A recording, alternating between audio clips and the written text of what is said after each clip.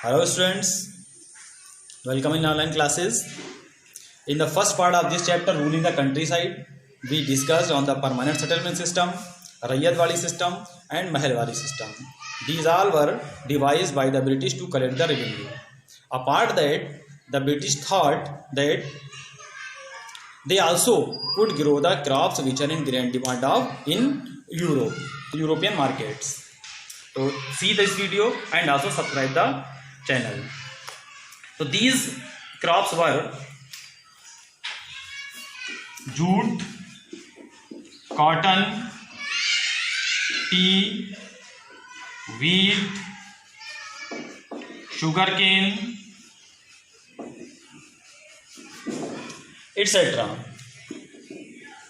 The British, they forced to the cultivators of the different part of the country to grow these crops. These parts were such as jute in Bengal, cotton in Maharashtra and Punjab,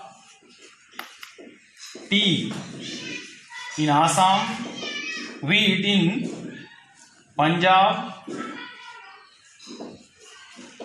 sugarcane in United Province. This time United Province is known as UP. Rice in Madras. The cultivator of these areas, they were forced to cultivate these crops. Apart these crops, they also focused on the cultivation of opium and indigo. Indigo was also in great demand in the European market because the manufacturers and the dyers of the Italy, France and Britain, they used indigo to dye their clothes. They also depend on the other plants which was found in that is known as wood. Being the plant of the temperate region, it was easily available in the European market. But the color which was produced by wood, it was pale and dull. And the color which was produced by indigo, it was rich blue. So it was preferred by the manufacturer of the Europe. Being worried with the competition of indigo, the wood cultivators, they forced to the government to ban all indigo in the to import in the European market. After some time, the indigo cultivators, they also persuaded the government to relax on the ban of indigo. By the late 19th century, end of 19th century, the production of the cotton increased in Britain. So there was the high requirement of the indigo. The indigo which was supplied from West Indies and America, it was collapsed for the variety of reasons. So the dyers of the Europe, they were in search of in the other sources from where they could get the indigo. So they moved towards the India. That time, at the same time, Bengal was the major producer of indigo. He exported indigo in 1788. The 30% of the total world. It increased in 1810. 95% of the total world. See, many officials and the agents of the company, they left their jobs by attracting the high profit of indigo. They started to invest in indigo cultivation and became the planters. They were given those who were not able to invest the money, they were given the loans by the company and also the banks that were come up that time. So how indigo was cultivated? There was two systems of indigo cultivation. One was niche system and second was Rayyati system. Niche system and Rayyati system. What was the niche system? In niche system, Niche means Niji system. The planters also had to invest the money, arrange the labors, and also arrange the tools. It was known as they were directly controlled. The planters directly controlled the cultivation of indigo. It was known as niche cultivation. The problem of this niche cultivation was there major three problems were there. Number one, planters had to arrange the land. It was not possible for the planters due to the dense population. There was a small plot of the lands.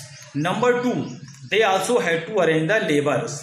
The same time, labor were busy in the cultivation of rice. So it was also very difficult to arrange the labors.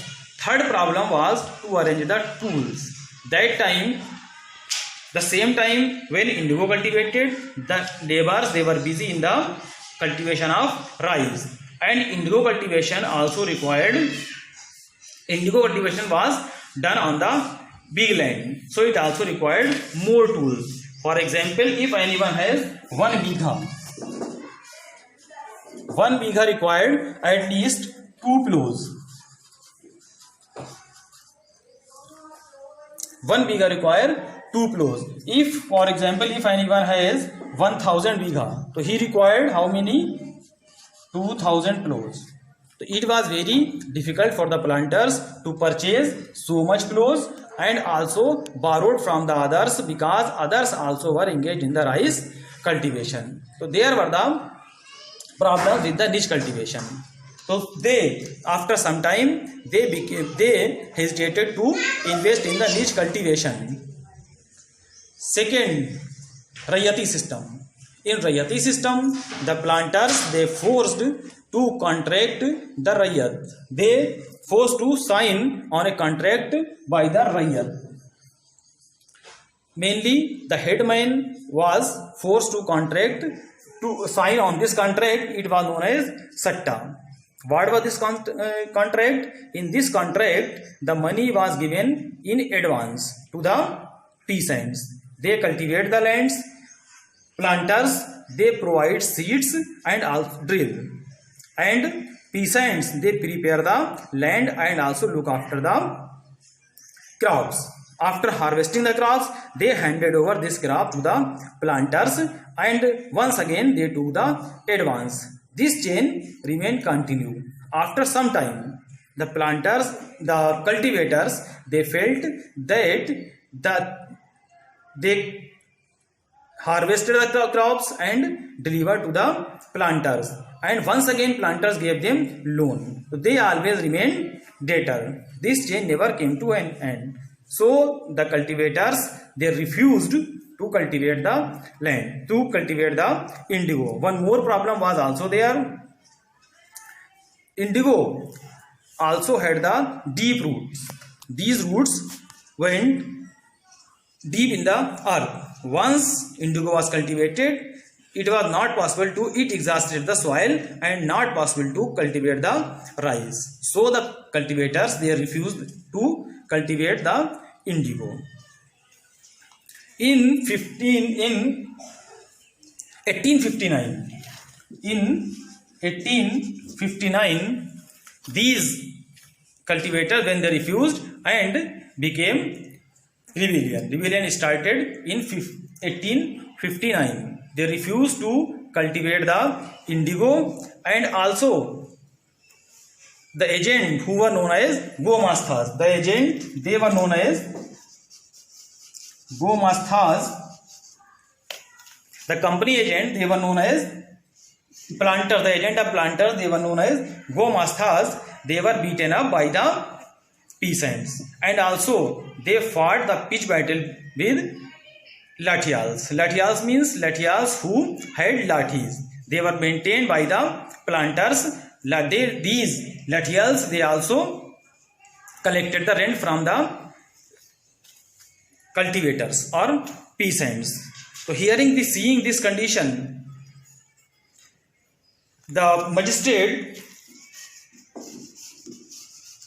Ashley Eden, he visited this region and issued a notice that no one no planters would force two cultivators to cultivate the indigo. This message went into the peasants, and peasants supposed that they support the revolt. This revolt. So the peasants also attacked on the factories and on the planters. Government also had to brought military to protect the peasants. This rebellion, after some time, when the planters, all peasants, they became rebellion. So these planters moved to Bihar. They had to leave the Bengal and move to Bihar. At the same time, the Gandhiji returned from South Africa.